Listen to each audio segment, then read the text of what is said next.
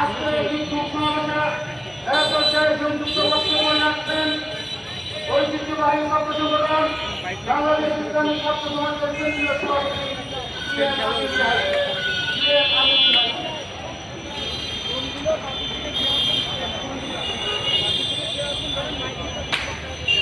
আলহামদুলিল্লাহ والصلاة والسلام على ابن عبد الله صلى الله عليه وسلم বাংলাদেশ মেধান ইসলামী ঢাকা মহানগর কর্তৃক আয়োজিত আজকের এই বিক্ষোভ সমাবেশে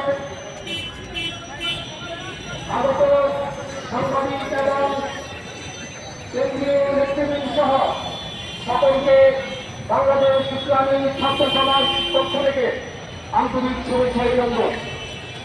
প্রিয় সহযোদ্ধা বন্ধুগণ, রক্তস্নাত জুনাইয়ের মুখ ছড়িয়ে বাংলাদেশকে আমরা দ্বিতীয়বার স্বাধীন করেছি।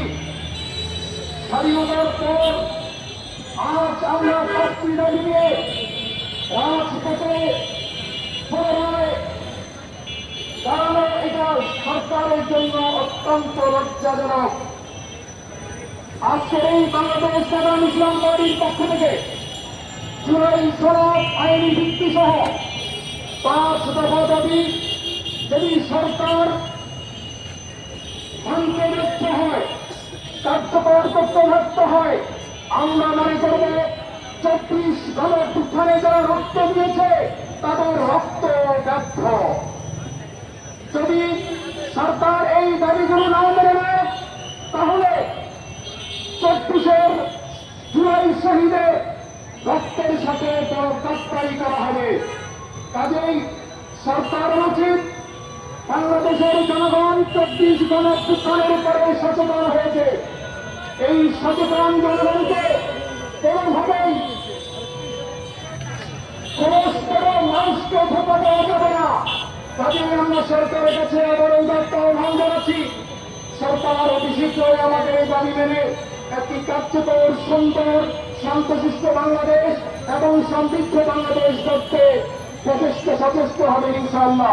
সবাইকে ধন্যবাদ। উপস্থিতি এই পর্যায়ে বক্তব্য নিয়ে আসছেন বাংলাদেশ ইসলামী ছাত্র সমাজের সাবেক কেন্দ্রীয় সভাপতি, বাংলাদেশ মেধান ইসলাম পার্টির কেন্দ্রীয় সদস্য আতিকুর রহমান সিদ্দিকী। জনাব আতিকুর রহমান সিদ্দিকী।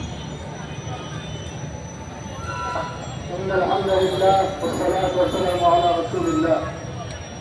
ঐতিহ্যবাহী বাংলাদেশ মেধান ইসলাম পার্টি ঢাকা মহানগরের আয়োজনে কর্তৃক আয়োজিত আজকের বিক্ষোভ সমাবেশে উপস্থিত আছেন প্রধানমন্ত্রী, বিশেষ অতিথি, মহানগর কেন্দ্রীয় নেতৃবৃন্দ, আমার সাংবাদিক ভাইয়েরা এবং প্রিয় সহযোগীরা, প্রিয় নগরবাসী, আমরা আজকে যে দাবিগুলি নিয়ে এখানে উপস্থিত হয়েছি সেই দাবিগুলি নিয়ে মাঝে আজকে উপস্থিত হওয়ার কথা ছিল না।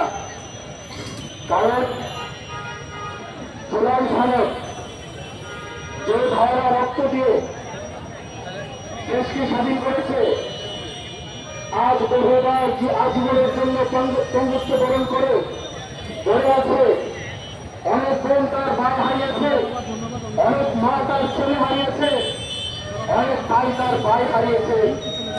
সেই জুলাই রেভলিউশনের মাধ্যমে যে স্বাধীনতা আমরা অর্জন করেছি তার আবার বৈধতা, আইনি বৈধতার জন্য, আইনি ভিত্তির জন্য আমরা মাঠে নামতে হবে, সেটা আমাদের জন্য অত্যন্ত দুঃখজনক। আমরা এই পর্যন্ত বলতে চাই, আপনারা যাদের রক্তের উপর দাঁড়িয়ে আজকে ক্ষমতায় আছেন, ক্ষমতায় অধিষ্ঠ হয়ে আছেন, আপনারা ভাবুন, আপনারা চিন্তা করুন, যদি জুলাই সনদের আইনি ভিত্তি না যদি আপনারা পারেন, তাহলে আপনাদের এই সেই ক্ষমতা, আপনারা যে ইন্টারভিউ আছেন, আপনাদের এই ক্ষমতাদের সমস্যা লেনদেন মুখে পড়বে।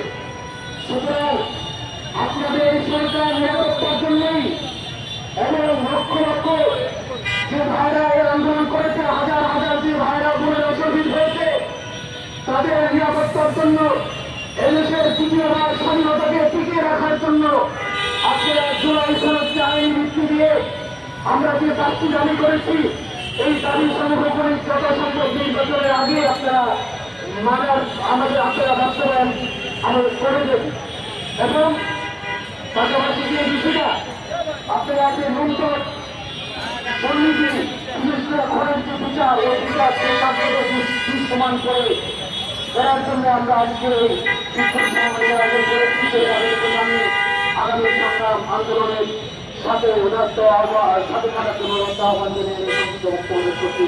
আসসালামু আলাইকুম। বক্তব্য রাখছেন বাংলাদেশ ইসলামী ছাত্র সমাজের সাবেক কেন্দ্রীয় সভাপতি ছাত্র পরিবার বাংলাদেশ ইসলামিক পার্টি পরিবর্তনের সভাপতি মাওলানা সমরক্ষী।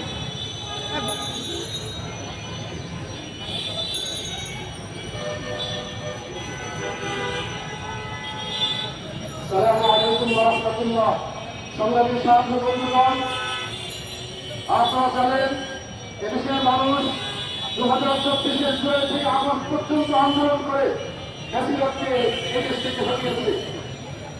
ফ্যাসিবাদকে মুক্ত করার পর ফ্যাসিবাদ মুক্ত একটি বাংলাদেশে আমরা অন্তর্বর্তীকালীন একটি সরকারকে বসিয়েছি। কিন্তু অত্যন্ত দুঃখজনক বিষয়, আপনারা লক্ষ্য করছেন ইতিমধ্যে সরকার পুরো আকাঙ্ক্ষা বাস্তবায়ন করতে পারছে না।